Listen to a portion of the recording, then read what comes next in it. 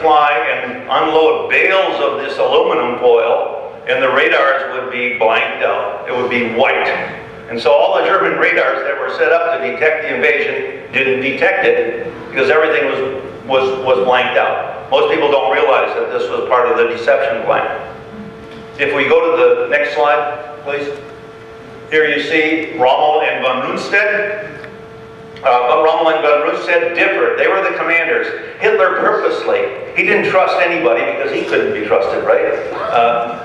He didn't trust Rommel, he didn't trust von Rundstedt too much, and so he divided the command. Von Rundstedt was in charge of the whole front, Rommel was in charge of the coastal defenses.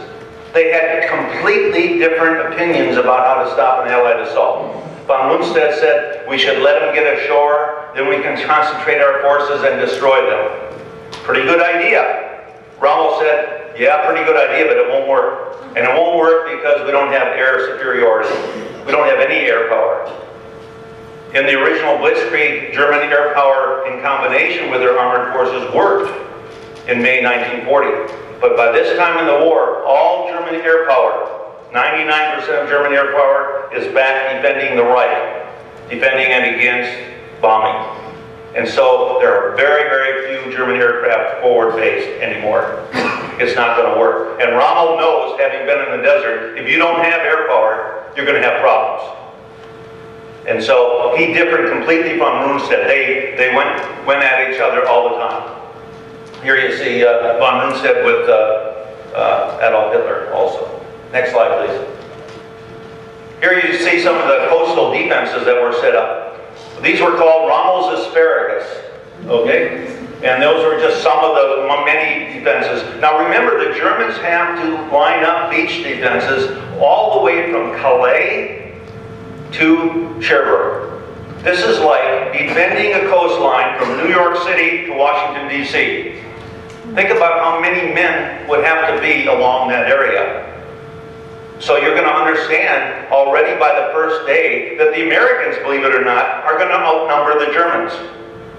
Okay? Not initially as they're coming forward, but by the end of the first day there are going to be more Americans in Normandy than there are Germans.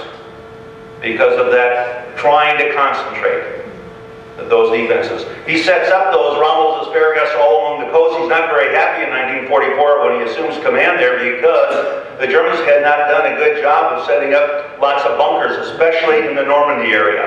And so they have to go to town real fast with slave labor, which when I say slave labor, they told French people that they had to work for them. Okay, they made them work for them. The quality of bunkers suffered considerably because of that, though. I can tell you, if you look at the way they're made as far as the way the concrete is poured and things like that. And many of the defenses, at least in the Normandy area, because that was the area that the attack was not going to come, remember? Okay, but it did. But it's such a wide gap, they thought they'll never attack here. Only Rommel, and believe it or not, Hitler thought that it could come in Normandy. Everybody, all the other German high command thought, no, can't be possible because we'll detect them. They had already successfully defended at Dieppe in August 1942, thrown back the invasion, and they thought this was going to be no problem. The Germans, never forget this, the Germans had two-thirds of their forces fighting, at least two-thirds of their forces fighting on the Eastern Front in Russia. Two-thirds. Only one-third were fighting or going to fight, I should say, in Europe. Okay, one-third. And of those third also, not all were the highest quality. Some were Ukrainian, some were Russian volunteers that had went over. There were some good units also, don't get me wrong. But there were also a lot of not so good units. And many of those not so good units made up the coastal defenses.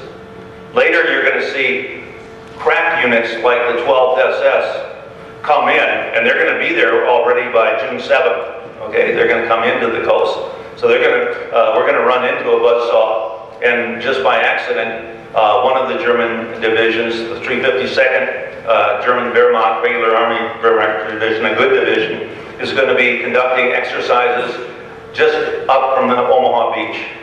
And that's by accident. It had not been detected. Okay, next slide. Here you see some of the bunkers that had been built. They're still there today.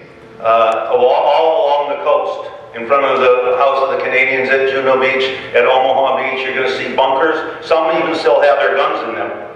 Those of you that have been there know what I'm talking about.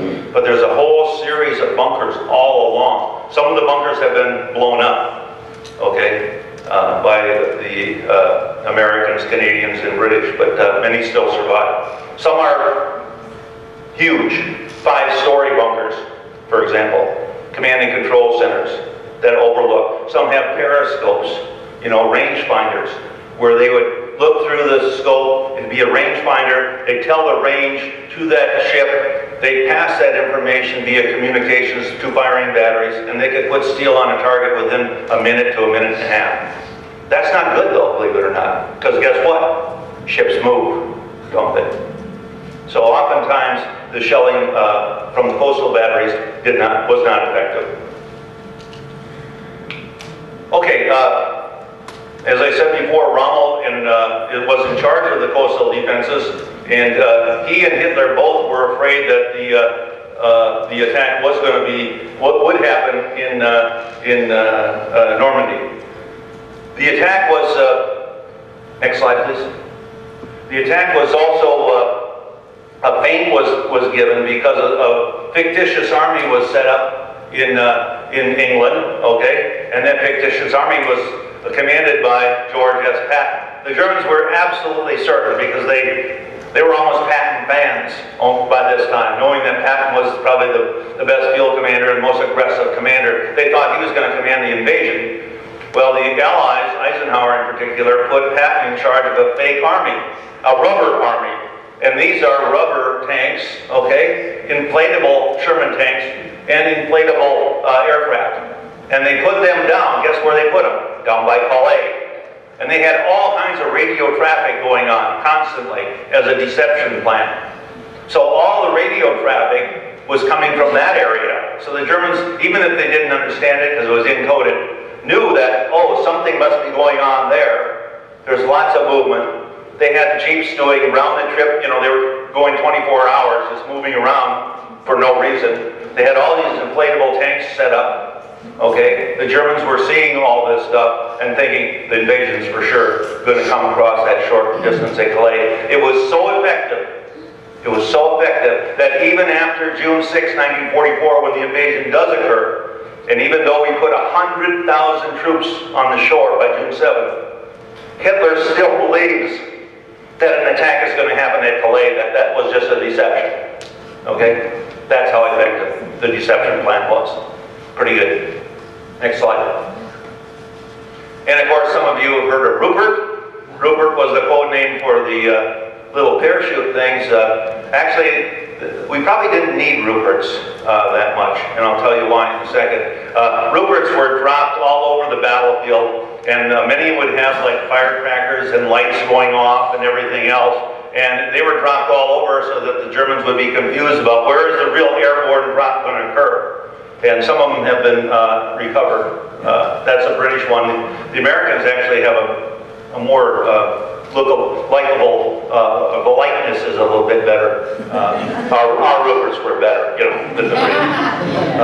But they would go off and make noise and things like that, and try to deceive. Now, I have to say that the airborne jump itself on both sides, both British and American, was so scattered over such a wide area that our guys were Ruperts themselves, and the Germans really were deceived. As bad as the airborne drop was on the night of June 5th, June 6th, as bad as it was effective. And it was effective because our airborne troops weren't concentrated. The Germans didn't know where to go. Where should we attack? They're dropping here, there's 20 miles away here, they're 15 miles away here. Where are they? It's not just like in the longest day where they're dropping in at Saint-Mère-Église. Most of you have seen that. Okay, and you've seen John Steele coming down with his parachute on the steeple. By the way, he's still there. Well, a dummy is, you know, they've got a life-size dummy hanging from the steeple on his parachute. He's still there, for those of you that will go to Normandy. But anyway, this was part of the deception plan also. Next slide, please. Here's Eisenhower, of course, night before the jump, he's giving those famous words of encouragement to the airborne soldiers. You'll see they're wearing a Screaming Eagle. Okay, this is, and somebody here, I think, told me that they had relatives in the 101st Airborne Division. Okay, they're from the 101st Airborne Division. The other airborne division for the United States was the 82nd Airborne Division. Both of those divisions land on the right flank to protect that flank, again, from being rolled up from the soldiers from Cherbourg area. There are 70,000 German soldiers in Cherbourg. So those airborne soldiers were dropped in the night before, not only to cause confusion, but mainly to guard an area. And one of the most bitter fights, by the way, is at a place that's not well known. You know, on the longest day, you've seen San Miguelis and all the fighting going on there. It's really about 2 miles from San Miguelis. It's a place called the Meredith River. The Germans had flooded a floodplain. There's a little bitty bridge there, and that little bridge was everything, because the Germans came in with tanks trying to cross that bridge at the Meredith River, and they're held up by that American airborne force at great cost. There's a Medal of Honor won there. A guy goes forward just as a German tank appears on the bridge, volunteers, goes forward, fires his bazooka, puts the tank out of operation, blocks the